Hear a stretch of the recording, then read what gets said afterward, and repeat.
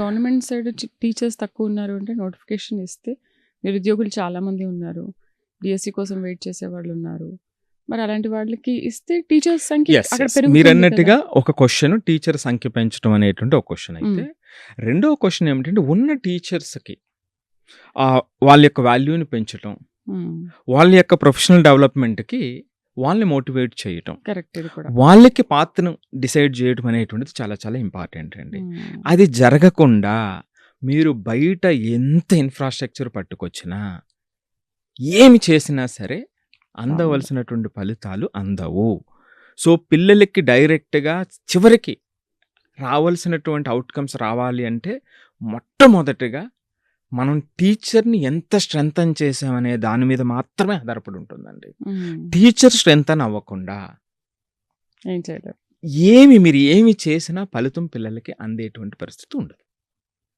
ఎప్పుడైతే టీచర్ ఇక్కడ స్ట్రెంథన్ అవ్వటం ఎందుకు చెప్తున్నానంటే ఎంత ముఖ్యం అంటేనండి, ఇప్పుడు స్కూల్ స్థాయిలో 10th వరకు కూడా ఏమిటంటే ఆ రైట్ స్ట్రాటజీ పిల్లలకి వేసినప్పుడు ఈ రోజున 10th అయిన తర్వాత పిల్లలు వాళ్ళంతటా వాళ్ళే స్వయం ప్రకాశం చెందేటువంటి అవకాశం మన చుట్టుపక్కల ఉంది. బేసిక్ మీకు నాలెడ్జ్ కానివ్వండి, ఇన్ఫ్రాస్ట్రక్చర్, మీకు ఏది కావాలన్నా సరే మీ చుట్టూ ఉంది. సో నిజంగా ఆ స్కూల్ ఎడ్యుకేషన్కి సంబంధించి మార్పు తీసుకురావాలి అన్నట్లయితే మనం తీసుకురావాల్సినటువంటి మార్పు మొట్టమొదటిగా టీచర్స్కి, టీచర్ని స్ట్రెంథన్ చేయాల్సినటువంటి అవసరం ఉంది. సో టీచర్ని స్ట్రెంథన్ చేయాలి అంటే ఇప్పుడు ఇక్కడ ఏమిటంటే ఎన్ని లక్షల ఫీజు కట్టినా టీచర్కి సంబంధించి ఎట్లా ఉంటుంది, టీచర్కి సంబంధించి ఎంతవరకు అతనికి అందుతుంది కట్టేది స్కూల్. ఇది first point. The second point ఏమిటంటే టీచింగ్లో నేను ఖాళీగా ఉన్నాను కాబట్టి ఏదో కాసేపు క్లాసులో టీచ్ చేద్దామని రావటం కూడా చాలా ప్రమాదకరం. కొంతమంది ఉన్నారు అలా. ప్యాషన్ అనేటువంటిది చాలా చాలా ఇంపార్టెంట్. ఎందుకంటే it's directly related to the lifes of the students అండి, not just students, their families.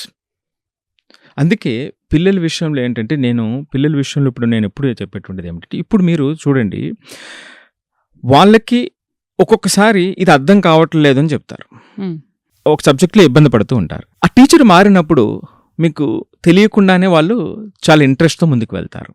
అంటే రెండూ జరుగుతాయి. టీచర్ మారినప్పుడు వెనక్కి వస్తారు, ముందుకు వెళ్తారు. అంటే ఆ టీచర్ ఇష్టం, ఈ టీచర్ ఇష్టం. That's the power of teacher అన్నమాట. That's the power of teacher. So ఇది జనరల్గా 2 స్టేట్స్కి సంబంధించినటువంటి స్టాటిస్టిక్స్. ఇక మరి పేరెంట్స్ విషయానికి వస్తే మరి వాళ్ళ పాత్ర ఏమిటి? రైట్. సో నేను ఆల్రెడీ ఇందాక చెప్పాను కొన్ని మిత్స్ ఉంటాయని. మంచి మార్కులు వస్తే మంచి ఫ్యూచర్ ఉంటుంది, మంచి కాలేజీలో జాయిన్ చేస్తే మంచి లెర్నింగ్ వస్తుంది, ఎక్స్పెన్సివ్ కోచింగ్లో వేసేస్తే వాళ్ళకి రైట్ థాట్ ప్రాసెస్ వస్తుంది, నేను బిజీగా మా పిల్లవాడిని పెడితే వాడు ప్రొడక్టివ్ ఉన్నాడు అని అనుకోవటం. చాలా మంది అదే ఆలోచిస్తారు. అసలు మా అబ్బాయి ఫ్రీగా ఏమి ఉండడు, అసలు అది ఇది చేస్తూనే ఉంటాడు, యాక్టివిటీ, తర్వాత ట్యూషన్, అసలు ఎక్కడ ఉండదు. పొద్దున ఇప్పుడు 7 గంటలకు వెళ్తే మళ్ళీ 8 గంటలకు వస్తాడు. ఇన్ని గంటలు వాళ్ళ మీద రుద్దేస్తూ ఉంటే నిజంగా వాళ్ళు ఒక సరైన మార్గంలో వెళ్తారని ఎలా అనుకుంటాం సార్? మీరు చెప్పేది కూడా రైట్ పాయింట్. సో అంటే ఇవేనండి, అంటే ఈ వీటిని మనం బ్రేక్ చేయకపోతే మనకు కావాల్సిన ఫలితాలు రావు. రైట్. సో ఇప్పుడు పేరెంట్స్ ఏమిటంటే ఫీ పేయర్స్ అయిపోయారు, ఫీజు కట్టడం వరకే, లెర్నింగ్ పార్ట్నర్స్ అవ్వట్లేదు. ఇదైతే కరెక్ట్, 100% నేను కూడా ఒప్పుకుంటాను దానికి. మరి ఎప్పుడు చూసుకోమంటారు చెప్పండి? వర్కింగ్ చెప్తా అన్ని చెప్తా క్వశ్చన్స్ అన్నిటికీ ఆన్సర్ చెప్తా. ఎడ్యుకేషన్ బికమ్ బిజినెస్ అయిపోయింది అంటాం. ఎగ్జాక్ట్లీ. రైట్.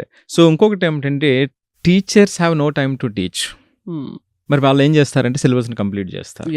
నెక్స్ట్ పూర్తిగా మన వ్యవస్థలో ఏంటంటే మెంటల్ హెల్త్, ఫిజికల్ హెల్త్ అనేటువంటిది ఇగ్నోర్ చేశారు, మోస్ట్ పర్టికులర్లీ మన బోత్ స్టేట్స్లో. రైట్. అలాగే కెరియర్కి సంబంధించినటువంటి గైడెన్స్ అనేటువంటిది ఎవరు చెప్పేటువంటి పరిస్థితి ఉండదు. సో ఇవి ఇప్పుడు నేను చెప్పినటువంటి ఒక 5 అంశాలు ఏదైతే ఉన్నాయో ఇవి బిగ్గెస్ట్ ప్రాబ్లమ్స్. నేను ఇందాక చెప్పినటువంటి అపోహలు, పేరెంట్స్ చేసుకునేటువంటి అపోహలు, నేను ఇప్పుడు చెబుతున్నటువంటిది బిగ్గెస్ట్ ప్రాబ్లమ్స్. సో వీటికి సమాధానాలు చెప్పకుండా మీరు ఎంత పెద్ద దాంట్లో వేసినా సరే మార్పు ఉండదండి. ఉదాహరణకి మీకు ఒక విషయం చెప్తాను. ఒక ఎక్స్పెన్సివ్ కారు ఉంది మీ దగ్గర, రైట్. సో డ్రైవర్ అనేటువంటి వాడు ఎఫిషియెంట్ డ్రైవర్ కాదు. అప్పుడు ఏమవుతుంది చెప్పండి? మనమే ప్రమాదంలో పడతాం కదా. సో స్కూల్ కూడా మీరు లక్షలు పెట్టి వేసానన్న తర్వాత కూడా ఇదే పరిస్థితి. రైట్. ఒక చిన్న మామూలు వెహికల్, ఎక్స్పీరియన్స్డ్ డ్రైవరు మీరు గమ్యాన్ని చాలా సేఫ్గా తీసుకెళ్తాడు. సో ఇక్కడ నేను అంటున్నది అదే, ఆ ఎక్స్పర్టీజ్ ఆ డ్రైవర్కి ఇవ్వాల్సినటువంటి అవసరం ఉంది అనేటువంటిది. సో ఆ ఎక్స్పర్టీజ్ డ్రైవర్కి ఇచ్చి దానితో పాటుగా మీకు ఎలా చేస్తే ఆ ఎక్స్పెన్సివ్ కార్ను కూడా మీరు ఇవ్వగలిగితే, ఆ ఎక్స్పెన్సివ్ సౌకర్యాలు మీరు ఇవ్వగలుగుతూ ఉంటే అప్పుడు దానికి ఇది యాడ్ అవుతుంది. ఇది సరి చేయకుండా అది చేసేటప్పుడు ఏమవుతుందంటే కంప్లీట్గా ప్రతిదీ కూడా మీకు దూరం అయిపోతుంది. సో ఇది సహజమైనటువంటి విషయాలు, అంటే ఇది మనం జాగ్రత్తగా ఆలోచించాల్సినటువంటి విషయాలండి. మీరు చెప్పినటువంటి విషయానికి వద్దాం. మరి ఎలా బిజీ ఉంటారు. సో మరి పేరెంట్స్ బిజీగా ఉంటారు. సో మోస్ట్ పర్టికులర్లీ ఏమవుతుందంటే అండి, working women's most particularly it's not easy అండి. మనం చెప్పినంత ఈజీ కాదు అది, రైట్? సో మరి ఎలా? ఎందుకంటే మల్టీ టాస్కింగ్ ఉంటుందండి వర్కింగ్ ఉమెన్కి వచ్చేటప్పటికి. ఉదయాన్నే మనం చూస్తే నేను చూస్తూ ఉండేవాడిని, మోస్ట్ పర్టికులర్లీ ఉదయం 6-7 గంటలకు 8 గంటలకు వెళ్ళేటువంటి ఉమెన్ ఉంటారు. ఆ పిల్లలకి చేయటం, పిల్లల్ని రెడీ చేయటం, వాళ్ళని లేపటం, రెడీ చేయటం, హస్బెండ్కి ఇది చేయటం, నెక్స్ట్ మళ్ళీ కొంతమంది వాళ్ళ ఇంట్లో ఇంకా పెద్దవాళ్ళు ఉంటూ ఉండొచ్చు, అమ్మ నాన్న అత్తో మామ, సో వీళ్ళంతా చేసి వెళ్ళేటువంటి చూస్తుంటే నాకు అంటే మొట్టమొదటి సెల్యూట్ చేయాల్సినటువంటిది వాళ్ళకేనా అనిపిస్తూ ఉంటుంది. రైట్? సెల్యూట్ చేస్తున్నారు, మళ్ళీ తిడుతున్నారు, తిట్టట్లా మీరేం చేస్తారని చెప్పి అడుగుతున్నారు. సో ఇప్పుడు ఎక్కడ సమస్య అంటేనండి, ఖాళీ సమయం అంటే ఏంటి? సో ఇది దిస్ ఇస్ ఈ రోజులో ఖాళీ సమయం దొరుకుతుందా సుబ్బు సార్? చేసుకోవాలి అంటారు మీరు ప్రతిసారి చెప్పేది, పర్సనల్ గా కూడా అదే. మీరు ఎంత వీలైతే అంత పిల్లలతో స్పెండ్ చేయండి. అంటే ఇక్కడ ఏమవుతుందంటేనండి, కొన్ని రకాలు అంటే జాబ్స్ కూడా డిఫరెంట్ ఉంటాయి. కొన్ని ఏమిటంటే టైం టు టైం జాబ్స్ ఉంటాయి. సో అది వాళ్ళు స్ట్రక్చర్డ్, అది వాళ్ళు అప్పటికి టైం లేదు అంటే వాళ్ళు తప్పండి.